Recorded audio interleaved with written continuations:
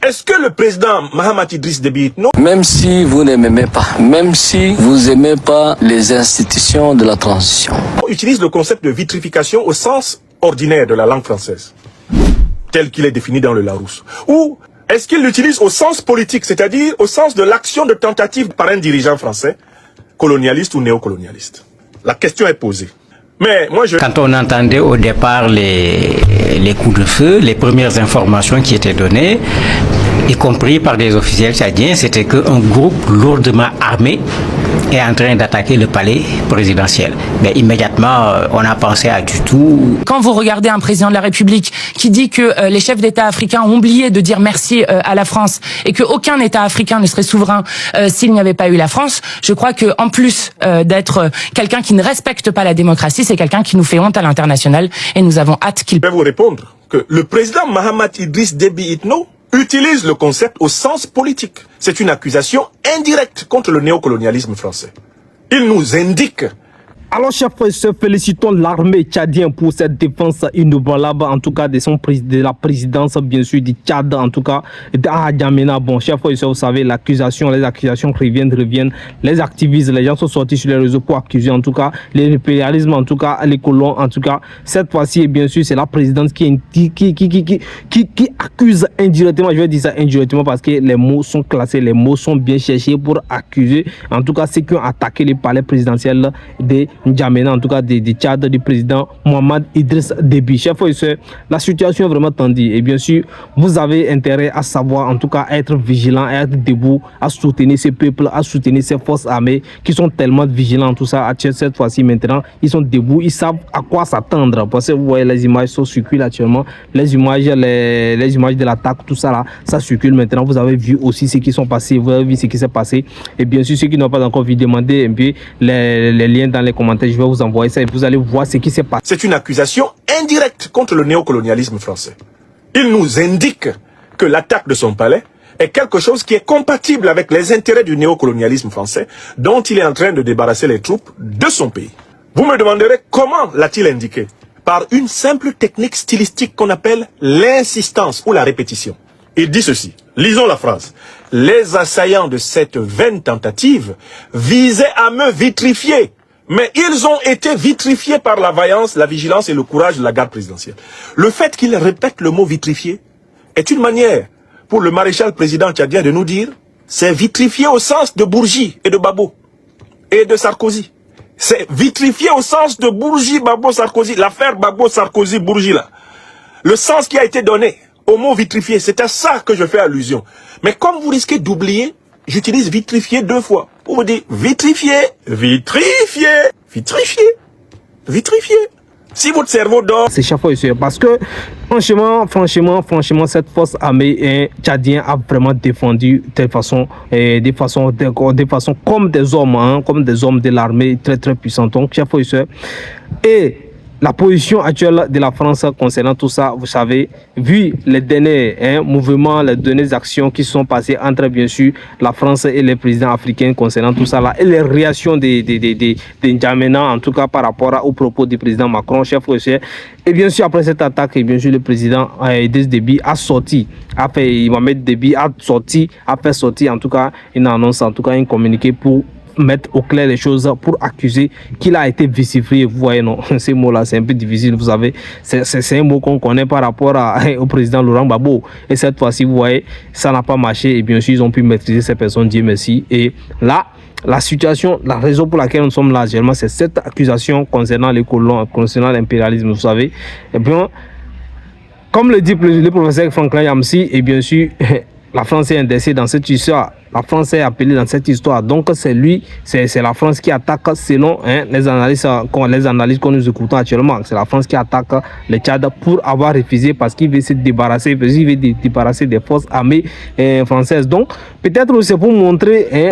Vous n'avez pas compris que je suis en train de vous parler de ce dont Bourgi parle dans son fameux livre. C'est le sens politique du mot vitrifié. Donc, en fait, à travers ce concept de vitrification, Mahamat Idriss Déby Itno fait peser les soupçons sur la puissance française et oriente les doigts vers elle pour dire ce sont eux, parce que j'ai demandé qu'ils retirent leurs troupes de mon pays, Ce sont eux qui veulent me vitrifier. Parce qu'ils en ont l'habitude, comme Sarkozy avait voulu vitrifier Babo. On veut me vitrifier. À la nation, c'est pour montrer aux gens que non, voilà, ils nous ont débarrassé de nous, voilà ce qui les arrive.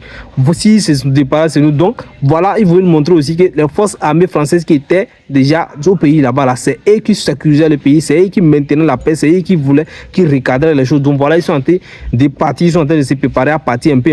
Voilà ce qui arrive. Donc, pour effrayer peut-être la population, peut-être pour effrayer les gens, peut-être pour montrer un peu leur importance quand ils étaient là-bas, si c'est le cas. Donc, mais je pense que la population africaine, sans parler un peu, sans préciser, la population tchadienne est bien sûr plus éveillée et plus mature que ça. Donc on a déjà vu ça au Burkina Faso, on a déjà vu ça au Tchad, on a déjà vu ça au Niger, on a déjà vu ça, Donc c'est pas la première fois, donc c'est pas quelque chose qu'on va enseigner en tout cas aux Africains aujourd'hui, comment ça se passe, comment ça se gère, tout ça là. Donc tout ça là, ça passe déjà comme sur le dos du canard à voix. Donc les gens sont motivés, les gens sont réveillés. Il y a une génération consciente qui est là maintenant derrière ce président. Et bien sûr, je pense que le président Déby n'a plus l'opportunité de revenir derrière au palais présidentiel.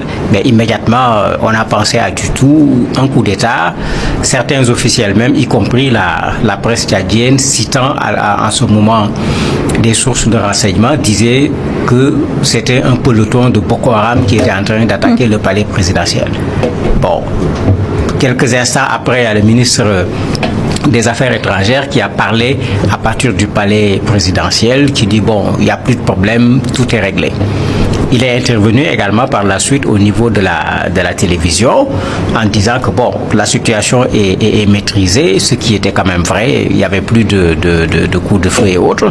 Ce qui était curieux maintenant dans ce qu'il disait, il disait que c'est des jeunes venus d'un quartier, des drogués, des va-nu-pieds qui sont venus attaquer avec des couteaux et des machettes.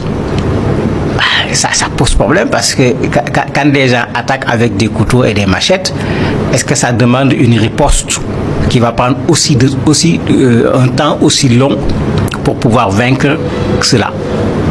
Ça a vraiment posé question, de sorte que, bien que ça soit la version officielle qui a été servie, le procureur également s'est prononcé aujourd'hui avec une version qui n'est pas loin en disant qu'on va chercher qui se cache derrière cette affaire-là. Il vient de revenir, dit que non, il va retourner derrière encore, commencer par traiter avec en tout cas les colons ou bien en quelque sorte. Donc même tout ce que vous avez vu la postique a pris le président Déby maintenant, c'est comme lui, il est venu monter. Même le président Ibrahim Traoré qu'on connaissait contre le président Macron par rapport à ses prises de position, après ses prises de décision. Et bien sûr, et même ils sont tranquilles. Et c'est celui qu'on croyait proche de lui, du président de la France en tout cas, c'est lui qui se lève cette fois-ci pour répondre à chaque parole, à chaque attaque. Il se lève pour répondre clairement. Il fait comprendre au président qu'on n'est pas en 1980 ou en 1960. Donc, on n'est pas dans les époques là. L'époque a changé. Donc, le président doit réfléchir, savoir que les choses ont changé.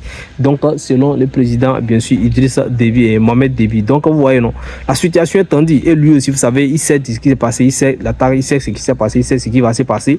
Parce que c'est un homme de terrain, je vous dis. C'est un homme de terrain. Idriss Déby, c'est un homme. Je ne suis pas dans le secret de Dieu. Mais, à mon avis personnel, je vais dire que l'armée tchadienne va remporter.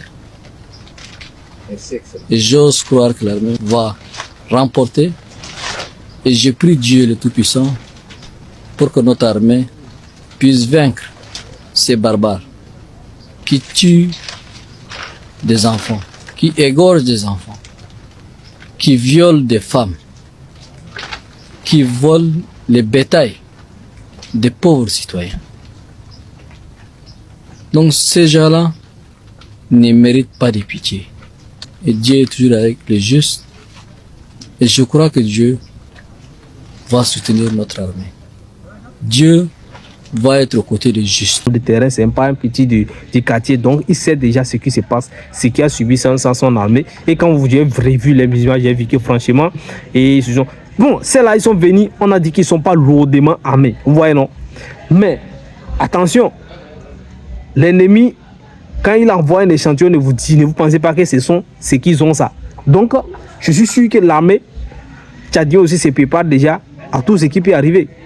Donc, chers frères et sœurs, soutenons, même si vous ne pouvez pas participer à ces conflits, à cette défense, et bien sûr, soutenez et donnez votre avis surtout au peuple tchadien par rapport à cette situation. Donc, nous demandons encore, nous le demandons comme les peuples tchadiens le demandent à leur président toujours, revenir et chercher à rejoindre l'AES et travailler ensemble parce que c'est l'armée auquel les États de l'AES ou bien les populations de l'AES font confiance actuellement. Je crois que si on fait le sondage, la majorité croit beaucoup aux États, aux forces armées, bien sûr, burkinabés, maliens et nigériens. En tout cas, je vais parler de l'AES. Donc, très bientôt, préparez-vous, chers frères et sœurs. Moi, je vois, je crois, je sens que le Tchad va rejoindre en tout cas, s'il vous plaît, et les causes de l'AES. Donc, pour avancer dans les mêmes tangentes, pour avancer dans les mêmes idéologies, pour avoir de bons résultats et de la bonne sécurité, pour sécuriser. Parce que les sorties du président, début actuellement, chaque fois, ça surprend beaucoup de personnes, mais nous, on ne fait qu'applaudir parce que c'est tout ce que les Panafricains ont toujours demandé. Donc, on est en train de regarder encore, on est en train de regarder. Et je pense que lui,